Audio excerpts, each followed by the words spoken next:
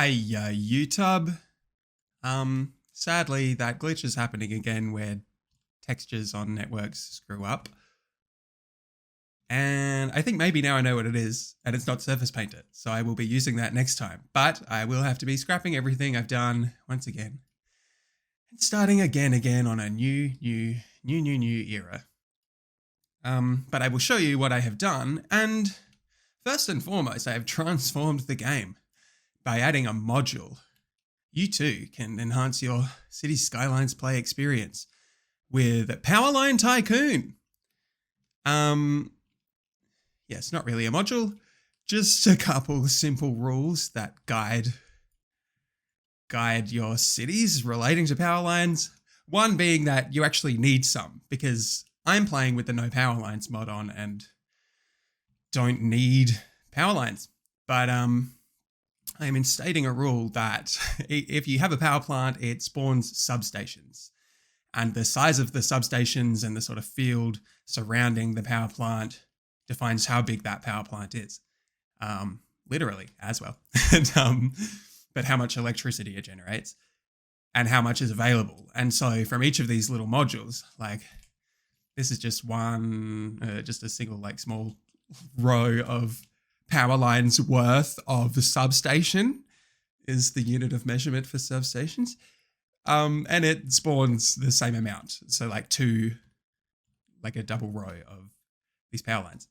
And then wherever it needs to go to, there is a substation there as well. And I mean, how do you define where needs a substation? Because if I remove that and put it over here or here, like it makes no difference. There's no cost, no nothing.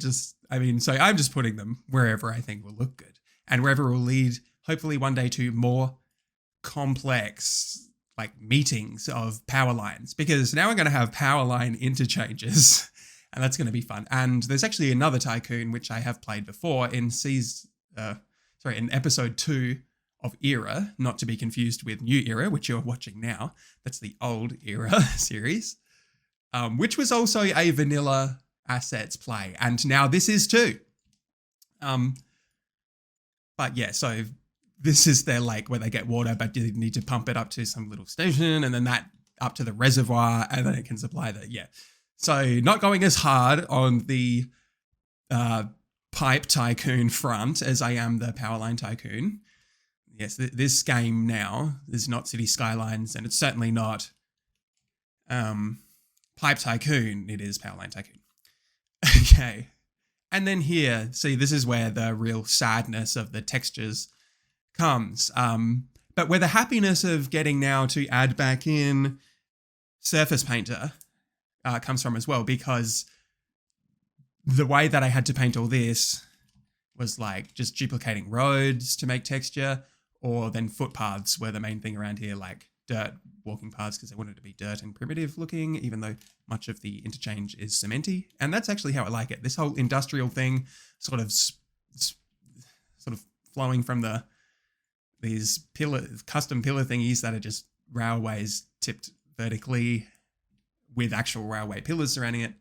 And it just has that like difference of textures, which is replicated by adding some more of them, more pillars over here, but also wrapping them around in this like half dirt, half concrete spaghetti scape. And this island also has a ore mine. Yes, it was a good way to use up that space. And I did mention it last time that I hoped it, plopping something big or some kind of big industry would make the port here look okay, because I think this is a good area for a port.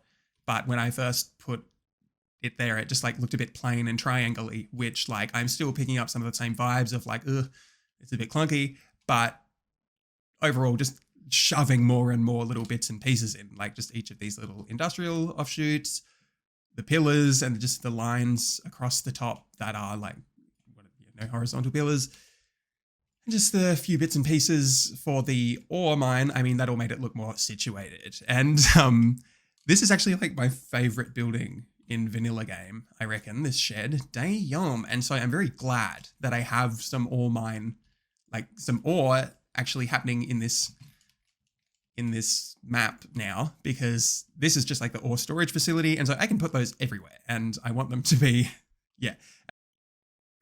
See, this is cool. these couple of mansions. Like I thought I would plop them here right in the early days. Like this is early colonization. And so they don't know that this is going to be a CBD. Like there's not just going to be these two little blocks of commercial. This will all be CBD because it's where everything's growing from and it's near the port. Like shit just flows in from there, man. And they don't know that. It's like very early on, and so they just plop their mansions right in the middle of the city. Now, just a quick note on the desert, which is sort of following in its ancestry of New Era's past by being sort of gravitating around the dump and the need for the West to, you know, dump their stuff, but wanting to do so away from their city, and just having the desert be, you know, kind of like a nuclear waste magnet, I guess is how I think of, at least in origin. But then, you know, there's a village growing here now because they like harvest stuff out of the dump. Originally, in New Era's past, the dump was like way in the middle, like literally the most inland point of the map is what I called it, even though it's something else center. But representationally speaking, I would say that it is in fact inland. Fine. And but yes, they would used to have their cities quite far, well, as far as possible from the dump. Whereas now it's like, oh no, actually they need the dump. It's their sustenance. Okay, thanks for watching and goodbye forever.